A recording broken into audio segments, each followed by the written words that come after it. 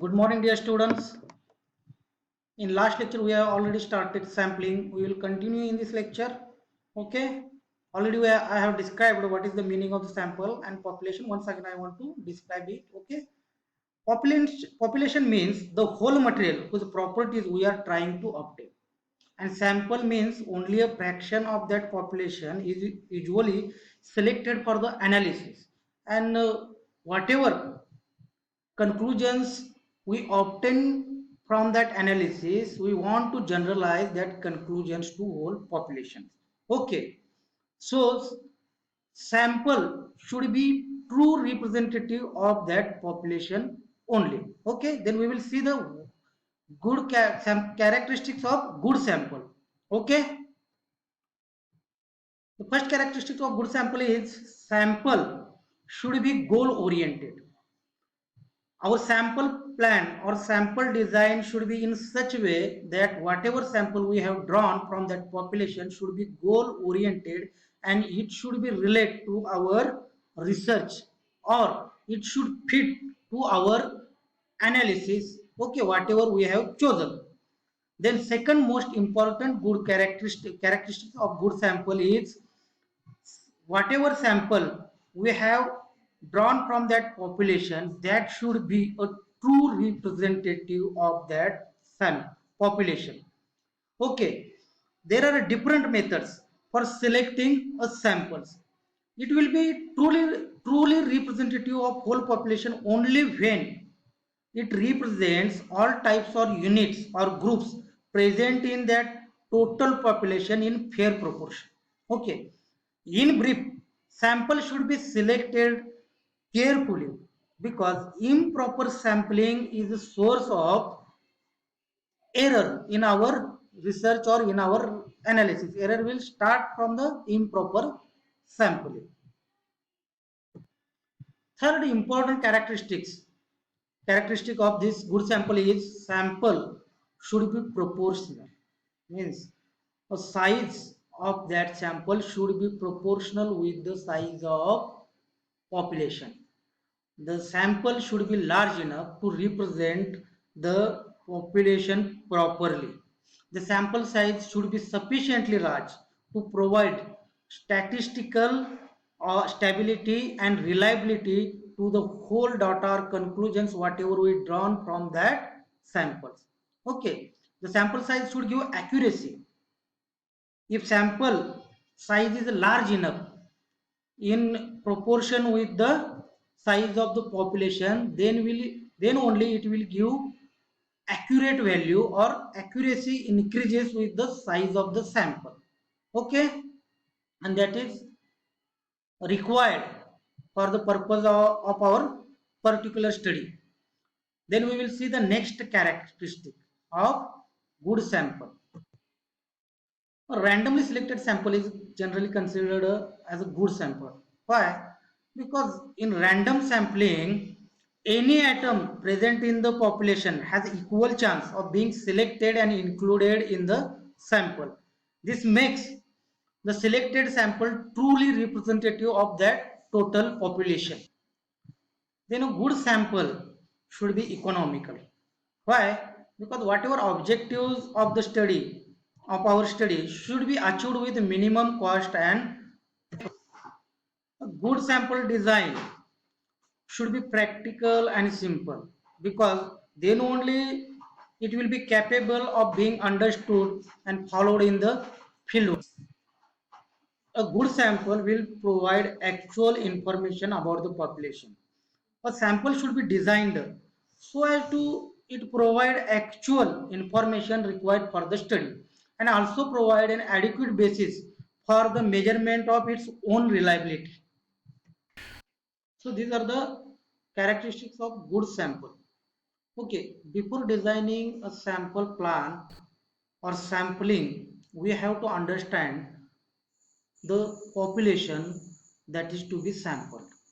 The population may vary in size. Sometimes it is a production lot, sometimes it will be a production of one day, or sometimes it will be a total content of a warehouse. So populations which has a small size we can easily draw the sample from that population, and whatever information we have collected after analyzing that sample, that information we can generalize that information to the that whole population. But sometimes when population size is very large, then drawing some few samples and whatever data we have got after analyzing that samples, generalizing that data to whole large population sometimes may leads to the error in our results. So identifying the characteristics of populations or clearly define the population will be helpful to us for designing a good sample plan. Okay, population may be finite, such as the size of the lot, whether it is small or large, it is fixed. Okay, such population is called as a finite population.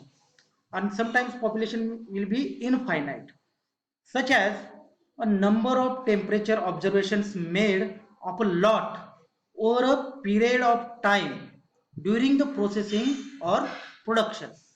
That number of observations of temperature, whatever we made, is called as an infinite population. Okay, whatever conclusions we draw after analyzing the sample drawn from the finite population will give us information about the products or about the production lot.